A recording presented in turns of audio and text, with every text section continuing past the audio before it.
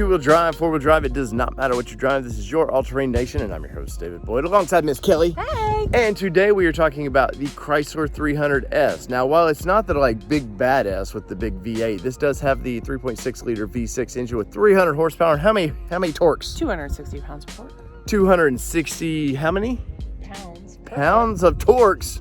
That's a lot of torques, but this is a pretty little car. We got this at the rental place, and yeah, we didn't get this as an official press release, and we thought, why not do it the rental car? Because, well, Kelly had this brilliant idea, let's do rental cars every so often because people travel, they want to know about it. So let's look at this Chrysler and see what it's like on the inside, and does it make the grade if you were going to rent it?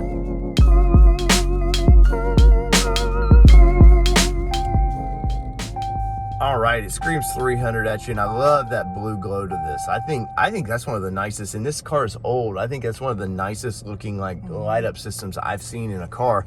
Now you do have the old tach, which you're never going to pay attention to, and you got your RPMs over here.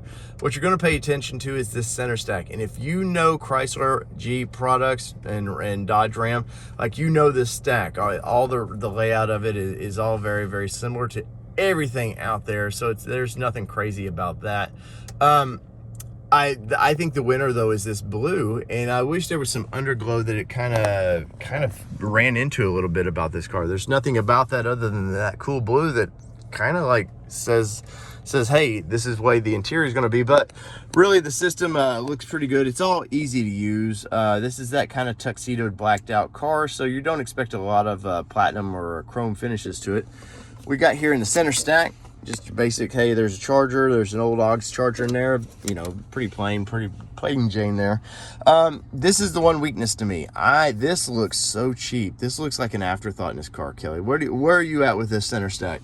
I'm okay with it with the turn dial, but my concerns are I feel like it could be jazzed up a little bit for if you're talking to a sport model. Yeah, I think you need to do something with it, whether it be we're not going to say more chrome because you know how we feel about chrome, but maybe just something. It just needs a little finish to it. I'm a little confused at what this is. I've been putting my phone in there, but your phone really doesn't fit in there. Yeah, it really doesn't fit. It doesn't fit in there. But guess what? They've got cup holders in a lot of storage areas. So we got cup holders here. So you move it back, you got two there. We got a nice big center stack here. If you want to put something in there, you got your two USBs, you got your aux plug, plus you got another aux plug or aux power down there, so that's pretty nice. Kelly, can you live with that as a mom? I could live with it, but the new day and age, I'd like to see a USB-C. Yeah, that's where this car's starting to look a little bit dated. It doesn't have the USB-C and all that. But ultimately, a nice little stitching in the steering wheel. Really soft leather touch to that. Really, really nice. I do like that. You do get a little bit of a paddle shifter, though. This is the V6, 300 horsepower, but I just don't feel like I'm really wanting to get into that.